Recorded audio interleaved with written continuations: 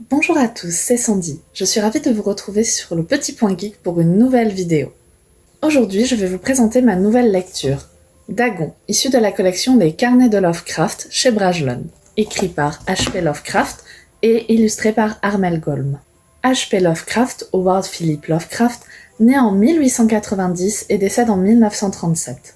Pour parler rapidement de Armel Golm, l'illustrateur de cette œuvre, il est né en 1980 d'un père ethnologue et d'une mère grand reporter. Ce sont des influences qui vont se ressentir dans sa manière de travailler et de composer cette œuvre. C'est un illustrateur diplômé. Avec ses carnets, il s'est vu offrir l'opportunité de conjuguer son amour pour Lovecraft et son affection pour les carnets de croquis.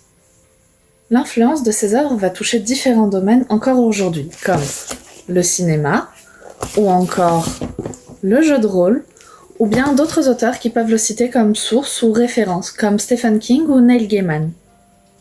Avant de vous parler plus en détail de cette œuvre et de vous donner mon avis sur le livre, je vais vous lire comme d'habitude la 4e de couverture.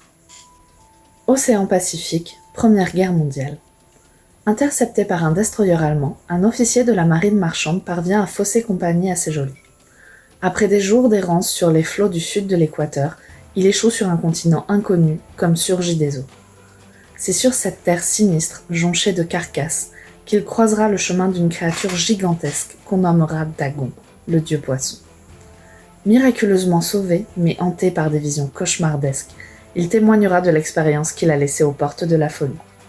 La nouvelle d'H.P. Lovecraft, illustrée par Armel Golm. Je vais maintenant, pour vous donner une idée du style de l'auteur, vous lire la première page de l'œuvre qui est assez courte.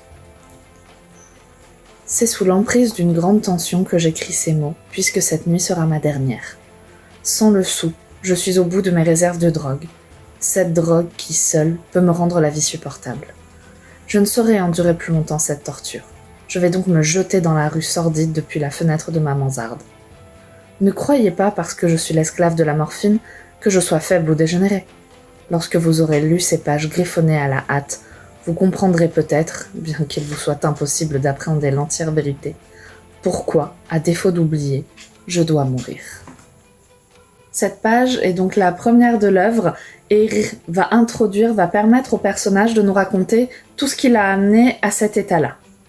Comme d'autres, je n'ai pas découvert Lovecraft par ses œuvres directement, mais par les livres de jeux de rôle sur table, L'Appel de Cthulhu, publiés par Sans Détour Éditions. Un univers où de simples hommes et femmes des années 20, souvent aux USA, sont confrontés à des sectes étranges, à des phénomènes inexplicables, ainsi qu'à des créatures surnaturelles, monstrueuses et terrifiantes.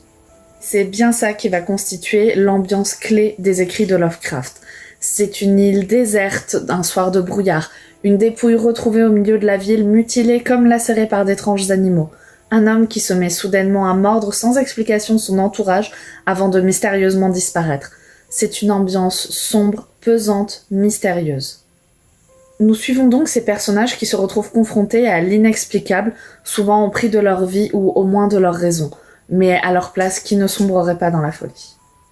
Pour en revenir à cette nouvelle, car oui, c'est une nouvelle, elle est écrite en 1917, c'est d'ailleurs la première œuvre publiée de Lovecraft. Elle sort en novembre 1919 dans une revue. Nous suivons comme à travers un carnet de voyage les aventures malheureuses de ce pauvre marin. Je ne peux pas vous en dire beaucoup plus sans vous spoiler, mais comme de coutume pour les personnages des romans de Lovecraft, il va croiser la route de choses qui le dépassent. Ce qui est vraiment très agréable dans ce livre, outre la nouvelle en elle-même, ce sont toutes les illustrations. On a vraiment l'impression de lire un journal intime de ce marin, un carnet de voyage. Nous y voyons des illustrations de poissons, de bateaux, mais aussi d'autres choses plus sombres. Tout son voyage, en fait. Au-delà des mots, nous sommes plongés par les images dans le texte. Et ça, c'est vraiment très immersif. Surtout que dans l'œuvre de Lovecraft, pour ceux qui connaissent, beaucoup d'adjectifs sont utilisés pour décrire sans décrire l'innommable. Ici, les dessins vont permettre de poser quelque chose ou au moins une représentation de ce que vit le marin. Il y a de plus, à la fin de l'œuvre, un carnet d'auteur. Dans celui-ci, Armel Golm va expliquer un petit peu son parcours et ce qui l'a emmené à faire ses carnets, tout en nous gratifiant de nouvelles illustrations, cette fois à l'encre et non plus en crayonné. Pour faire un petit point sur l'objet en lui-même, c'est un format A5 en couverture rigide qui fait 80 pages. J'ai vraiment beaucoup aimé ce format, j'ai retrouvé dans cette couverture une sorte d'affiche d'exposition peut-être ethnologique ou de voyage avec ce masque présent en première page et la typographie classique des œuvres de Lovecraft. C'est le premier carnet de ce genre. Le second sera La Cité sans nom que je me ferai un plaisir de lire en espérant voir l'affaire Charles Dexter Ward sortir sous ce format. De plus, pour les joueurs de jeux de rôle, c'est une formidable aide de jeu ou source d'inspiration. Vous pouvez tout aussi bien le donner à vos joueurs que vous en servir pour vous immerger dans le monde. Pour résumer un petit peu tout ça, dans ce livre, nous allons avoir l'aventure de ce marin qui va s'échouer sur cette île et nous allons visiter avec lui ce continent immergé des eaux, nous allons escalader des montagnes, nous enfoncer dans des ravins et aller de plus en plus profondément dans le mystère et dans l'inconnu. Si vous n'avez jamais lu l'œuvre de Lovecraft, cela peut être une très bonne porte d'entrée sur les écrits de celui qui sera appelé plus tard le Maître de Providence.